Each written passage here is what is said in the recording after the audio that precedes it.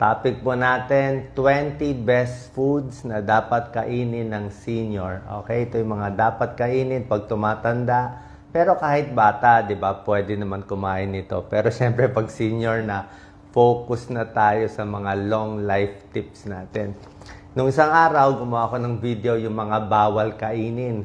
Ngayon naman yung mga dapat kainin. Ha? Okay, number 1. Pag senior na, number 1, dapat mas maraming isda ang kakainin. Okay? More fish ang kakainin, bawas na ng baboy, baka. Ang isda kasi may omega-3 fatty acids, maganda sa puso. Okay? Hindi lang puso maganda, sa cholesterol, pwede rin. At yung mga may palpitasyon, pwede rin. Nakakatulong din sa palpitasyon ng omega-3 fatty acids ng isda. Kahit anong isda, pwedeng sardinas, pwedeng tuna, pwedeng bangus, yung may pera, pwedeng salmon, lahat to may tulong. Number 2, pwede kumain ng manok. Okay? Lalo na yung, siguro yung pecho, yung breast, pwede. O pwede naman may balat konti, medyo fatty lang yung balat. Pero at least yung manok better. Pero ang gusto natin sa manok, wag naman fried chicken lagi. Kasi kung fried chicken na may breading, mamantika pa rin. Maganda sa manok yung mga roasted, inasal o nilagang manok. Pwede rin yan, nasabaw. Bukod sa manok, yung mga ibang healthy, yung mga turkey, yung mga low sodium. Ang maganda sa chicken kasi may protina.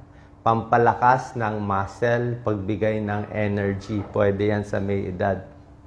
Number 3. Pwede ang mga tofu, mga tokwa, okay lang yan. Kasi mga tofu, tokwa, protein yan eh. May protein din siya eh. Imbis na puro baboy, baka kinakain, yung tokwa and tofu, yan ang mga veggie meat eh, protein replacement. Less fat pa yan. Number 4, magugustuhan nyo to, itlog.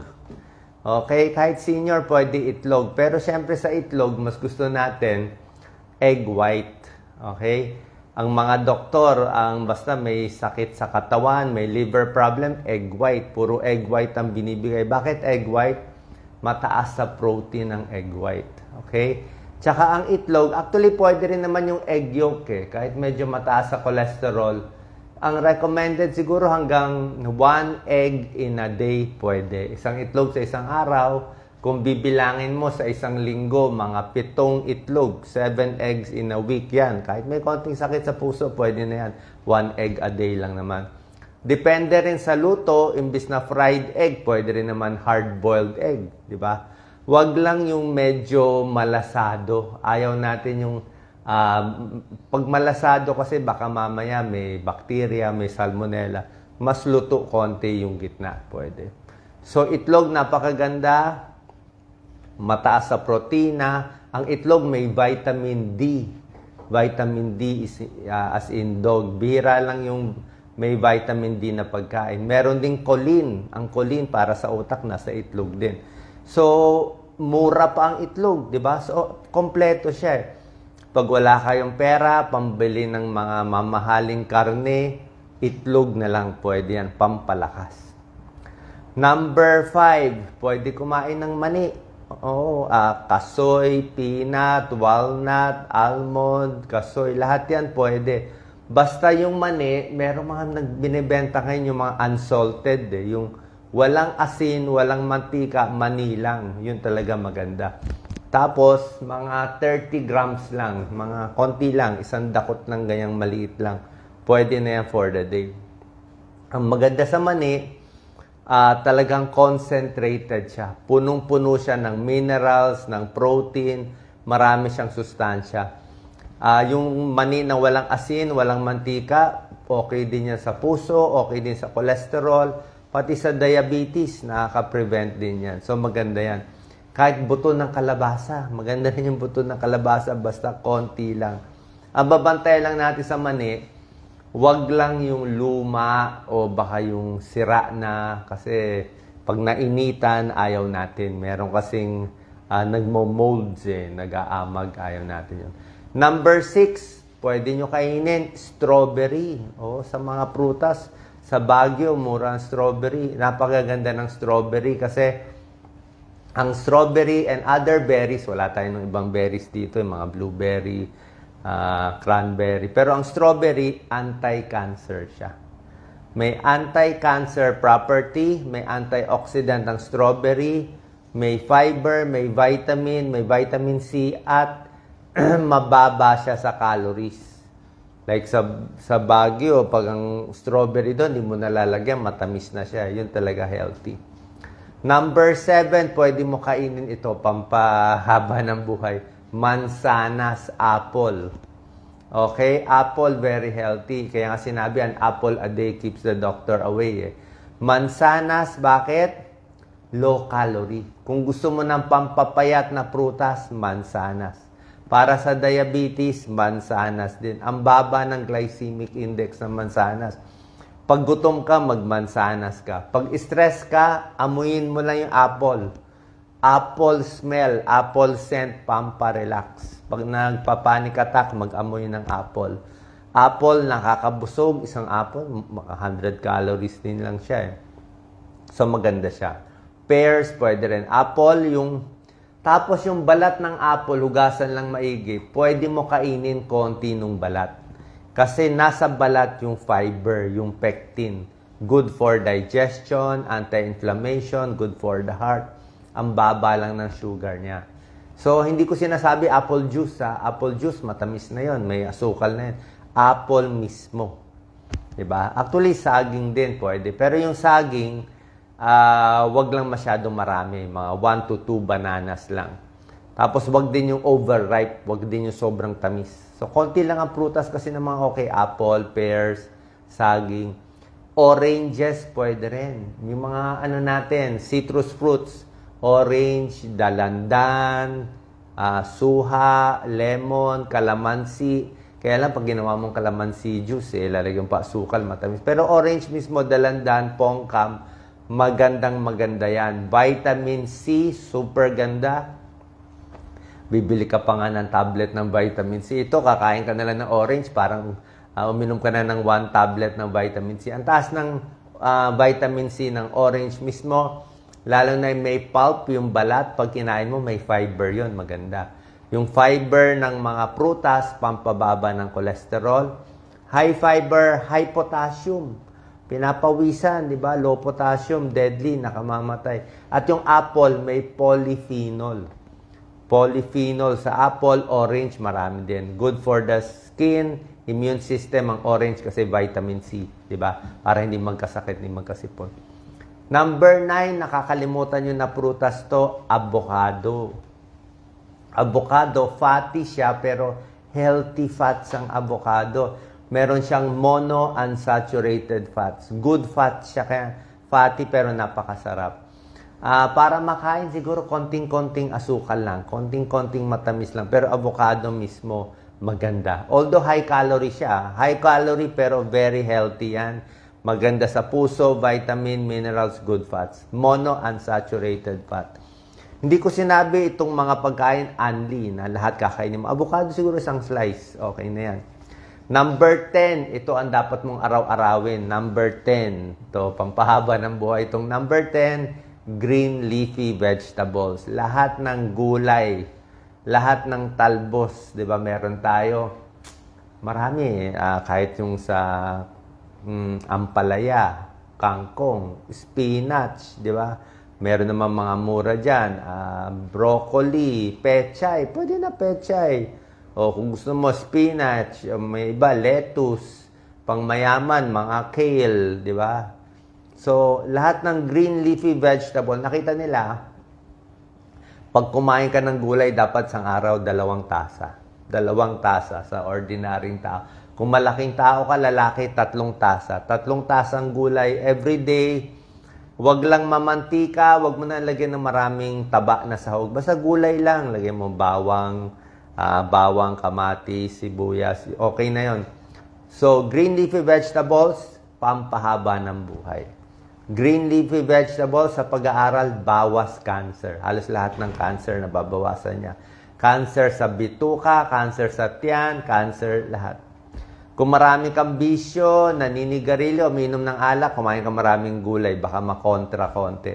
ang bad effects ng sigarilyo at alak. Green leafy vegetables, pampapayat. Busog ka pampapayat. At pampababa ng diabetes. Hindi ka magkaka-diabetes kasi ang green leafy vegetables, siya siguro ang number 1 na pagkain pang diabetes. Bakit siya number 1 sa diabetes? Ang mga gulay, pechay, ampalaya, ganyan. Pati okra.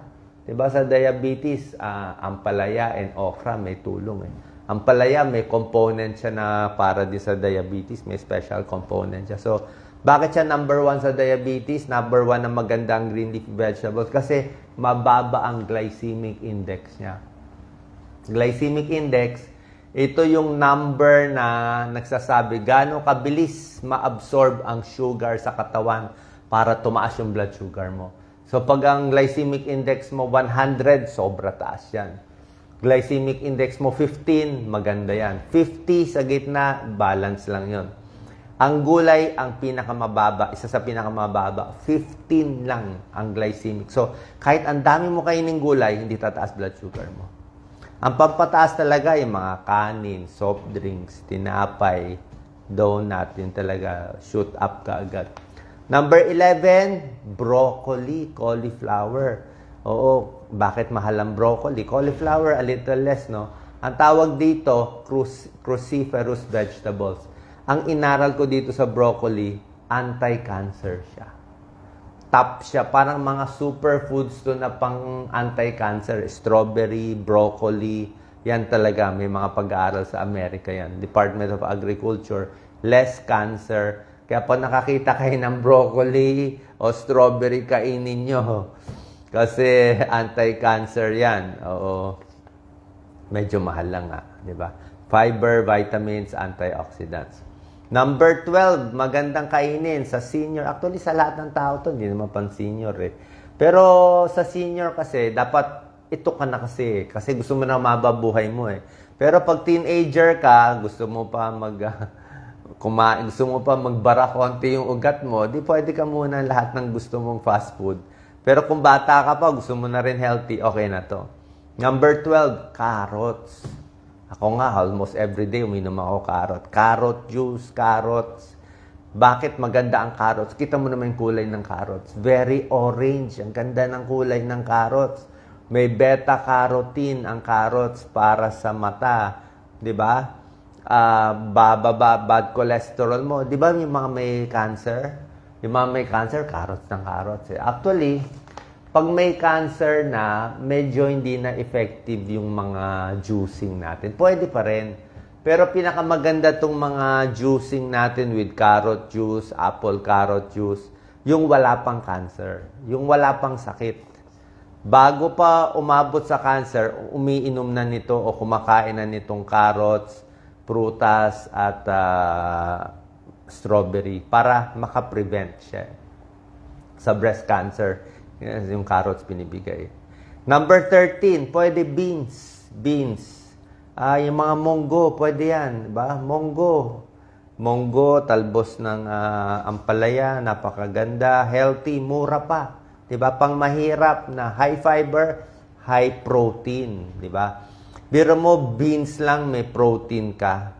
Diba? Na hindi ka na kailangan kumain ng baboy baka. So, vegetable protein, may vitamins. So, beans, munggo, pwede.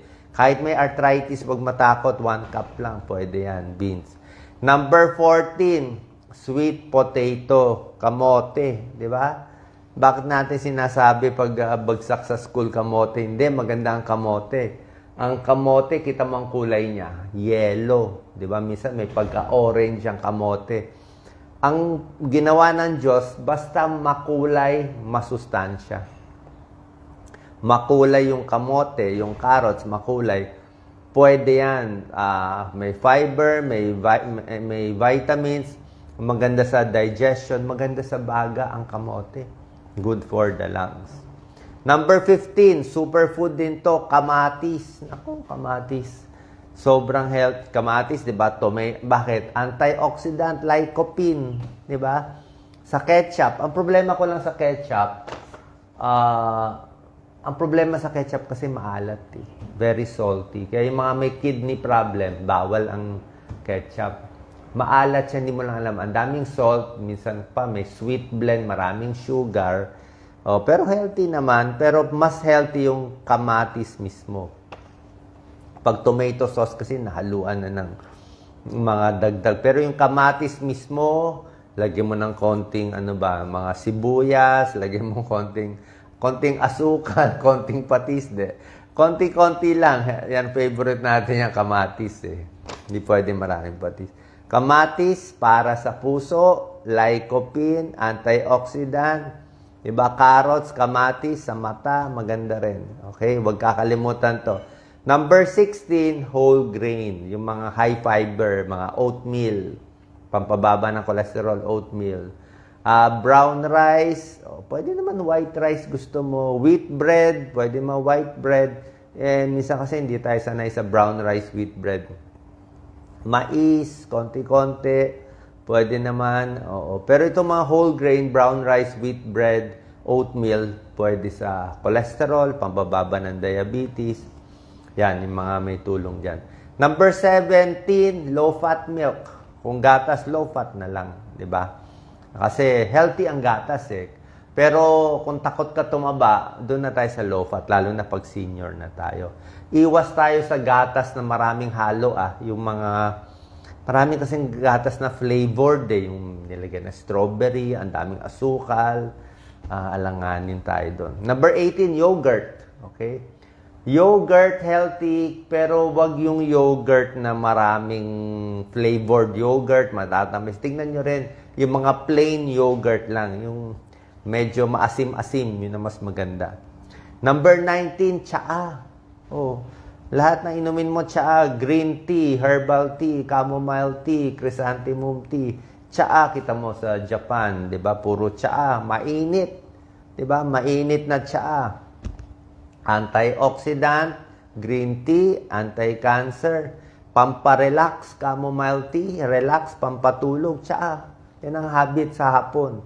Tayo sa hapon ano kinakain? Dito, sa kababayan natin sa probinsya, sa hapon, soft drinks, di ba? Puro soft drinks, ang litro, chicheria, yan ang merienda, o biko. O kaya diabetic tayo. Soft drinks, diabetic, abutin. Mga kakanin, diabetic, chicheria, diabetic, high blood.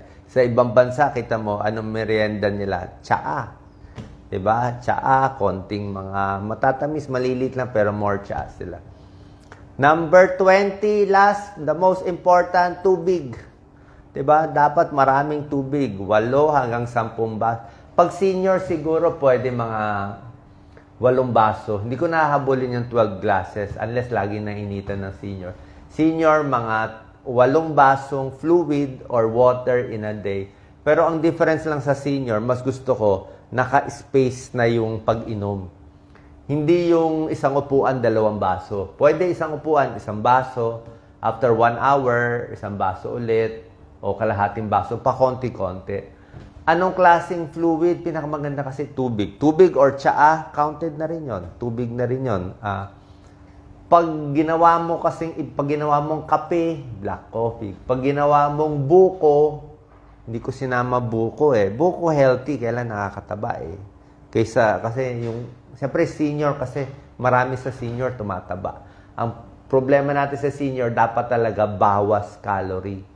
Ayaw mo tumaba ang senior kasi siyempre senior masakit na ang buto, may arthritis na, mahina na. So ayaw natin yon. So ito yung mga healthy foods na kita nyo ang daming pwede kainin. No? Yan, isda, gulay, tofu, itlog, mani, strawberry, apple, orange, lahat ng klaseng gulay, broccoli, carrot, kamote, kamatis, di ba? Yogurt, tsaa. So, ano yung bawal? Okay? Yung bawal, alam nyo na yung bawal, lahat na maalat, bawal.